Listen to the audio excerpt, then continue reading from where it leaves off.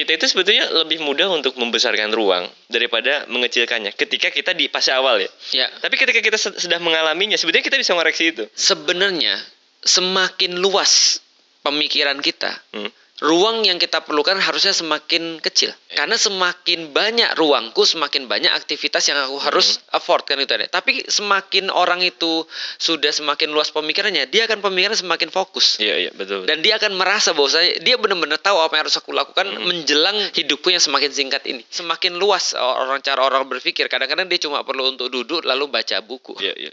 Dan dia nggak perlu yang lain. Sementara kita sekarang kan banyak gaya.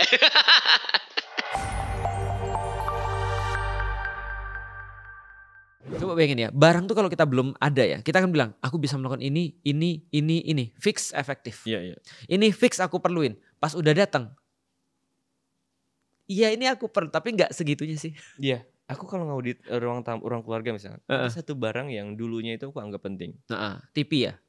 Enggak, mesin kopi. Mesin kopi, ternyata Nggak penting dipakai. banget. Enggak bawa sini aja. Tapi kalau itu yang murah, aku malu. Iya. Mesin kopi. Mesin kopi, ya itu. Jadi kadang ilusi kita. Anu nggak tiap hari ngopi? Ngopi kan sekarang udah ada di kantor. Di kantor tuh ada 3 mesin kopi. Nah itu yang namanya behavior. Ya kan? Nah, Kita iya. udah bahas belum sih behavior? Sedikit disinggung-singgung udah tadi. Singgung-singgung udah ya. Karena memang behavior berbeda-beda ya. Tadi kan kita bilang bahwa ini tidak bermanfaat bagi kita, belum tentu nggak bermanfaat bagi orang. Kan behavior kita kan beda-beda. Iya. Kalau mesin kopi itu kalau aku ya justru perlu banget. Kalau bagi aku ya. Tapi tadi bagi kalian nggak punya behavior jangan diada-adain. Iya, makanya itu. Aku sebenarnya ngopi tiap hari. Sehari bisa sampai maksimal 4 gelas. Tapi dari kantor. Dari kantor ya. Nah punyaku di kantor malah langsung ku rampok ke rumah. Oh gitu ya. Iya, jadi aku bilang aku bawa lu ya, kalian di sini V60 aja. Malah. Iya. Ini yang punya mesin kopi endorse ini nih, Gosar Belik nih. Tiba-tiba aku jadi banyak mesin kopi ya. Oke, apa lagi selain mesin kopi? Kalau aku ngaudit ruang keluarga atau ruang yang memang nggak banyak sih. Ya. Kemungkinan itu aja yang benar-benar ganjal. Karena ya ini korelasinya dengan barang, jadi dengan behavior juga yang akan kita bahas sekarang. Jadi aku tuh sampai sekarang kan anak 4 nih. Ya. Nggak ada yang usianya lebih dari di atas 10 tahun. Oke. Masih Di bawah 10 anak tahun. itu kalau kita bisa ngebayanginnya itu kalau sekali main berantakan tuh luar biasa. Hektik ya pasti. Tapi aku tuh nggak merasa berat meskipun sampai sekarang nggak ada pembantu, nggak ada ART di rumah untuk membersihkan itu. Karena alasannya apa? Tadi barang itu nggak banyak. Ya. Itu. Jadi mau diberantakin seberantak apapun, ya segitu-gitu aja. Iya, paling remah-remah gitu kan, mainan-mainan anak yang itu bisa di lokalisir, udah selesai taruh. Coretan-coretan di dinding. Aku biarin itu. Iya, betul. Nanti aja kalau mereka udah gede. Jadi untuk membersihkan rumah yang ruang keluarga itu berapa ya ukurannya? 5x8. Iya. 5x8 itu ya cuman 20 menit, 15 menit selesai ya. Selesai. Dan itu kan ya santai aja gitu. Betul. Gak aku berat. juga sama sih. Kalau di ruang keluargaku apa ya yang aku pikir yang mau ku keluarin TV kayaknya deh. Soalnya kita udah terlanjur beli itu kan meja TV. Iya. Udah ada TV sama mejanya. Lah kalau kita pindahin TV-nya, mejanya juga harus dipindahin kan berarti kan. Nah, itu. Nah, itu soal TV tadi. Ini kan soal behavior di rumah gitu. Gimana pandangan Ustaz? TV. TV itu aku dulu merasa kenapa perlu TV itu karena aku perlu menyediakan semacam kayak tayangan-tayangan yang aku kendaliin. Oke. Jadi TV-nya nggak punya koneksi kepada luar, hanya koneksi lewat USB. Oke. Nah jadi kira-kira gitu. Nah tapi sekarang internet kan gitu kan semuanya. Iya. Berubah behavior kita. Nah behavior kita akhirnya anak-anak sempat aku bolehin untuk nonton. Tapi aku batasin nontonnya film anak-anak aja ya. Itu pun cuma Sabtu Ahad ada waktu tertentu. Kita kasih mereka waktu sekitar 2-3 jam. Nah tapi akhir-akhir ini aku revoke semua permit itu. Karena begitu mereka sudah gede, aku harus mengorbankan TV untuk mengenhance aktivitas yang lain. Akhirnya aku buat ruang khusus baca. Ruang khusus baca. Ruang khusus baca untuk menggantikan TV yang aku hilang. Iya. Jadi aku bilang oke, nanti Abi buatin ruang khusus baca. Di situ kemudian kalian bisa baca apapun yang kalian mau tapi nggak ada TV, mohon maaf. Ada yang sudah gede, ternyata mereka juga nggak perlu entertain. Mereka perlunya apa? Laptop ternyata sudah berubah. Jadi ini behavior yang senantiasa harus kita sesuaikan. Dan behavior itu bisa diakomodir lewat ruang ya tadi ya? Lewat ruang. Karena ruang tertentu bisa menciptakan behavior tertentu. Tapi behavior tertentu juga bisa difasilitasi dengan ruang tertentu. Jadi vice versa sih. Itu persis juga. Jadi aku tuh kan di ruang keluarga ngedesain satu sama mirip kayak gini. Iya. Niatnya memang untuk ngerangsang orang agar baca. Dia tiap hari ngeliat ya. Dan itu juga yang membuat anak saya itu nggak susah. Iya. Untuk ya per tahun ini bisa per tahun tuh dia bisa 30-an. Betul. Dan pasti minta buku terus ya. Iya. Abi beli buku, beli buku. Makanya sekarang aku tuh jadi novel-novel komik-komik Ustaz. Iya. Saya kasih ke Pembayun. Itu satu komik cuma berapa jam? Iya, 20 menit selesai. 20 menit. Kayaknya aku harus langganan perpustakaan ini. Iya, benar. Itu real. Dan aku seneng sih begitu anakku terus bilang gini, Abi mau PO buku. Hah, mau PO buku lu?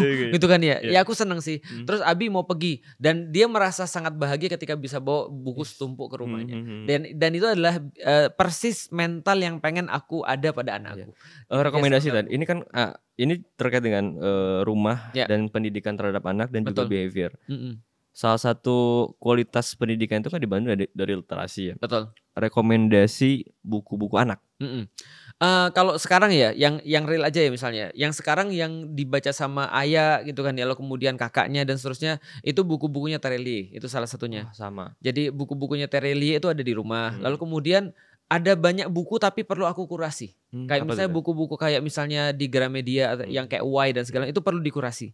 Karena kadang-kadang ada beberapa hal yang di situ mungkin wajar biasa, di kita nggak biasa.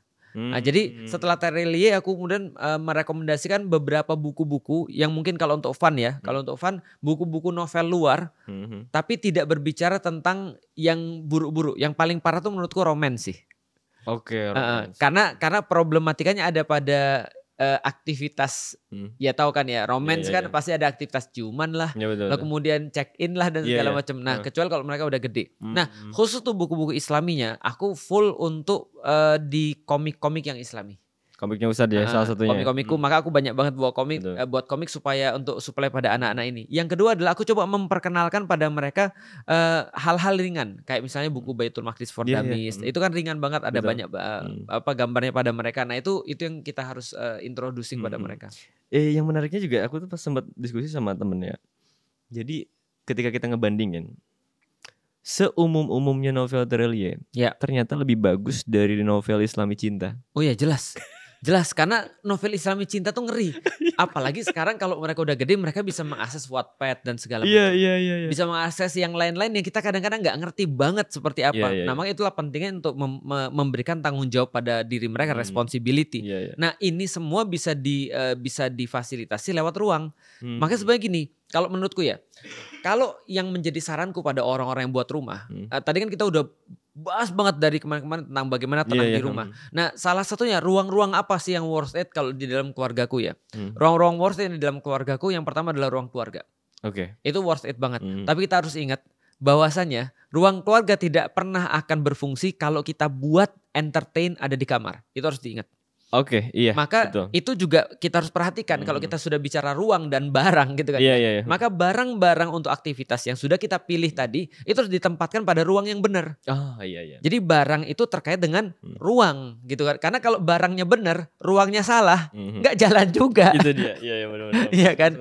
Nah, tapi kalau barang-barangnya benar, misalnya contoh ya kita taruh misalnya laptop, kita taruh buku dan segala di ruang keluarga yang kayak antum ada mix, berarti itu mix usage ya. Campur. Semuanya ngumpul di situ. Ya, ruang fungsional lah ya. Nah, jadi kira-kira itu semua di situ. Nah, itu jadi sesuatu yang baik. Tapi kalau misalnya contoh ya, mohon maaf ya, Anda taruh TV udah di kamar. Lalu Anda taruh misalnya bahkan kulkas di kamar atau dispenser di kamar ya. Kalau dispenser aku di kamar. Itu kan kamar orang tua kan. Di kamar anak. Karena aku tuh punya kebiasaan anak itu jarang minum. Jadi aku taruh di situ. Luar biasa lu taruh di dispenser di kamar. Nah, tapi intinya ya, jangan sampai itu mengurangi aktivitas mereka. Betul. Karena nanti mereka jadi makan di kamar. Iya, kalau makan itu aku nggak suka ketika ada orang buat ruang, dia semua mencukupi semuanya di kamar anaknya, terus dia nanya, "Kenapa kamu jarang keluar kamar?" Lah gimana ya, lu yang nyediain semua itu. Betul.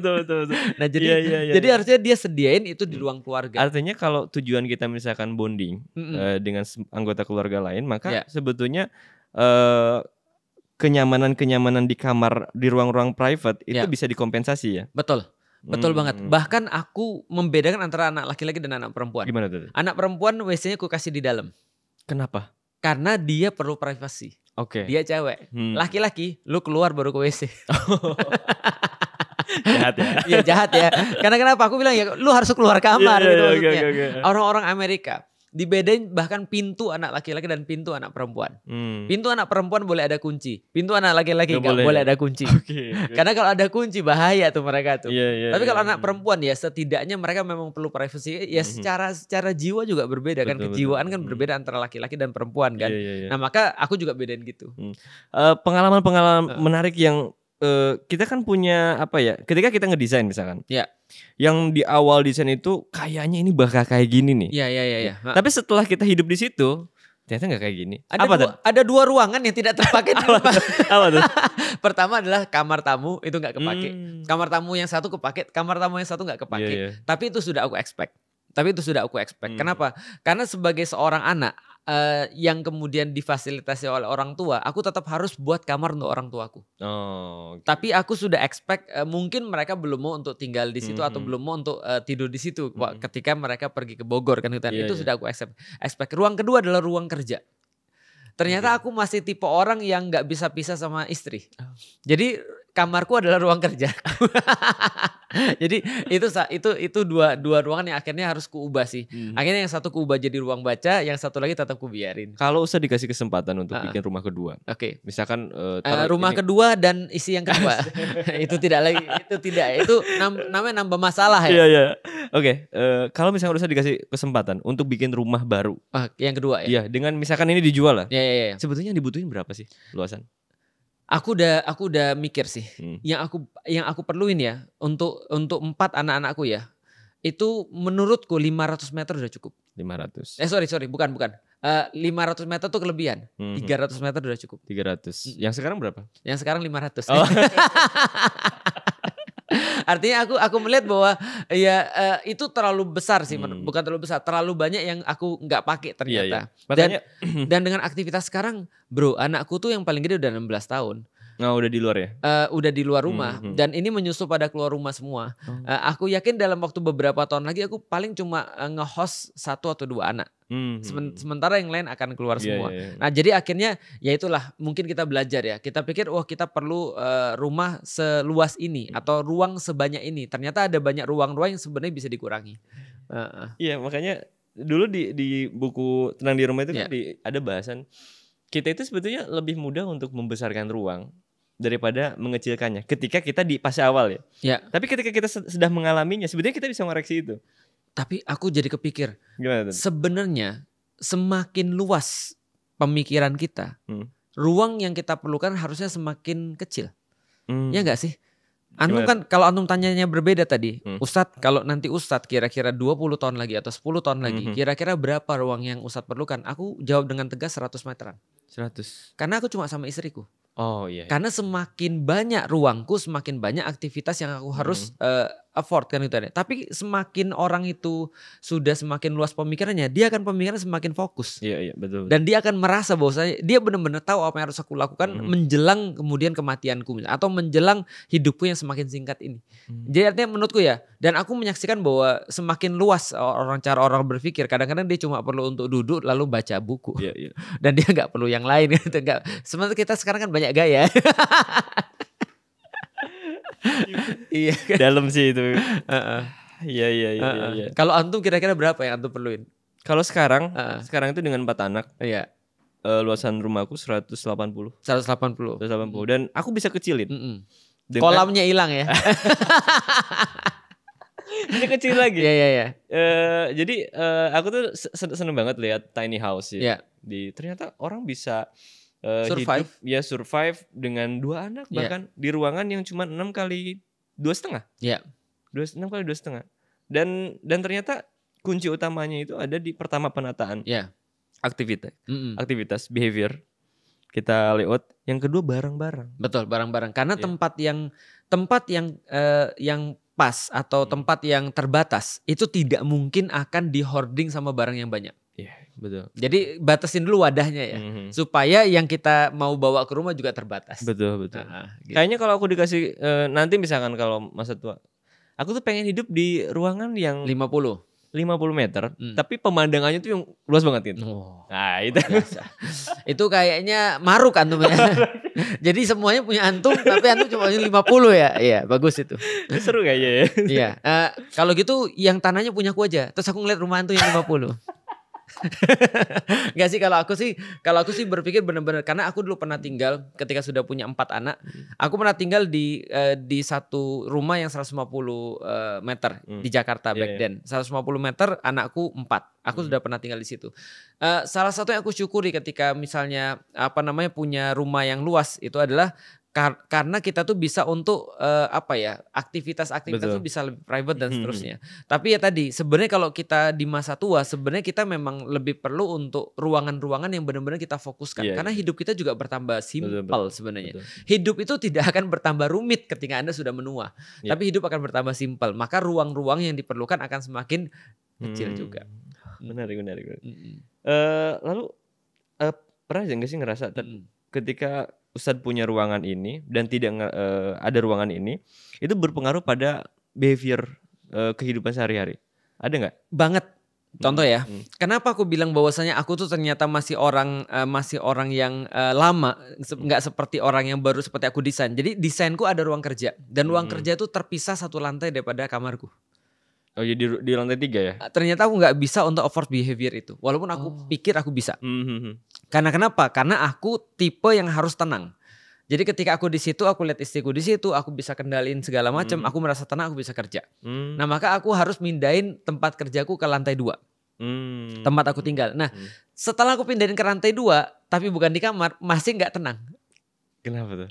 Nggak tahu, nggak ngeliat istriku nggak tenang itu.